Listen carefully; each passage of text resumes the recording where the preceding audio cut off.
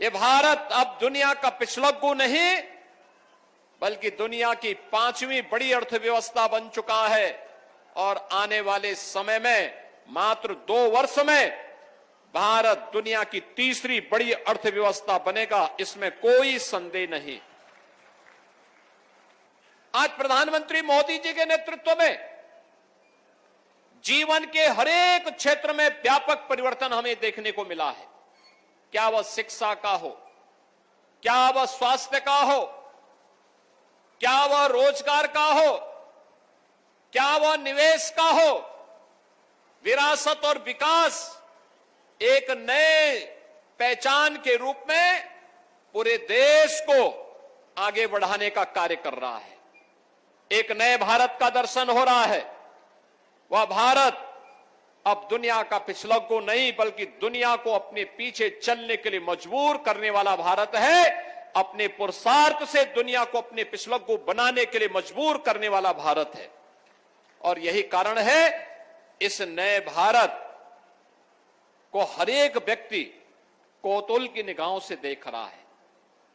दुनिया में कहीं नहीं हुआ होगा जब पूरा देश एक स्वर में अपने नेतृत्व के साथ खड़ा होकर के बोलता है, तब 500 वर्षों की दास्ता की बेड़ियां टूटती हैं और अयोध्या में राम जन्मभूमि फिर से भव्य स्वरूप लेता हुआ दिखाई देता है।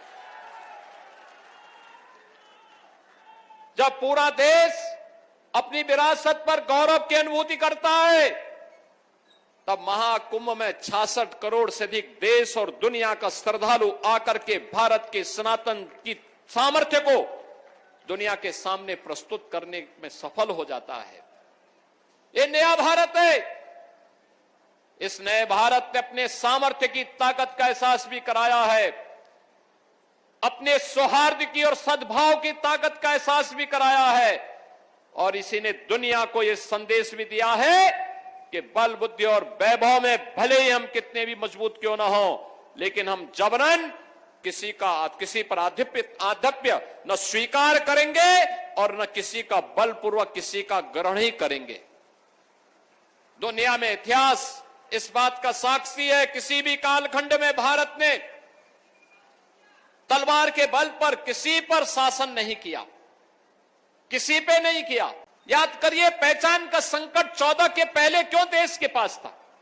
इसलिए था क्योंकि पहले की सरकारें विरासत पर नहीं, भारत की विरासत को कोसते थे। वे कहते थे राम और कृष्ण तो मिथक हैं। 14 के पहले की सरकारें कहती थी प्रदेश की हो या देश की हो, वे राम और कृष्ण की परंपरा पर विश्वास नहीं करते थे। वे भारत की ज्ञान की परंपरा को कोसते थे। वे भारत को भारत बने रहने के लिए नहीं बल्कि भारत की परंपरा को हर प्रकार से अपमानित करना ही अपना जन्मसिद्ध अधिकार समझ लिए थे। और यही कारण था भारत की आस्था उनसे लगातार हटती जा रही थी। लगातार भारत के लोगों के मन में एक असंतोष उनके प्रति व्याप्त हो रहा था। लेकिन 14 के बाद बदले हुए परिवेश में भारत माता के एक महान सपूत के हाथों में भारत की सत्ता आती है और मोदी जी ने विरासत और विकास का बेहतर समन्वय के माध्यम से जब भारत को आगे बढ़ाना प्रारंभ किया, आज अयोध्या में राम मंदिर का निर्माण भी होता है। काशी में काशी विश्वनाथ का भव्य स्वरूप भी देखने को मिलता है। प्रयागराज में महाकुंभ के दर्शन देश और दुनिया को होते हैं। मथुरा और वृंदावन सज और संवर रही है। हर मठ और मंदिर में एक नई भोर सबको दिखाई दे रही है, एक नए उज्जवल भविष्य की ओर, आशा भरी निगाहों की ओर। विरासत की परंपरा हम सबको पूरे देश के अंदर नजर आ रही है। बहनों और भाइयों, अपनी उसी विरासत को आगे बढ़ाने के क्रम में भारत की ज्ञान की इस परंपरा के बारे में अगर जाना है तो हमें वेदों को देखना होगा। उपनिषद ज्ञान के अथाह भंडार है। दुनिया अभी तक जहां पहुंच नहीं पाई है, विज्ञान जहां पहुंच नहीं पाया है, वहां पर उपनिषद उनका मार्गदर्शन कर सकते हैं। कभी हम उसका अवलोकन तो करें। राजनीतिक गलियारों से खेल के मैदानों तक आपको दिखाएंगे निष्पक्ष खबरें।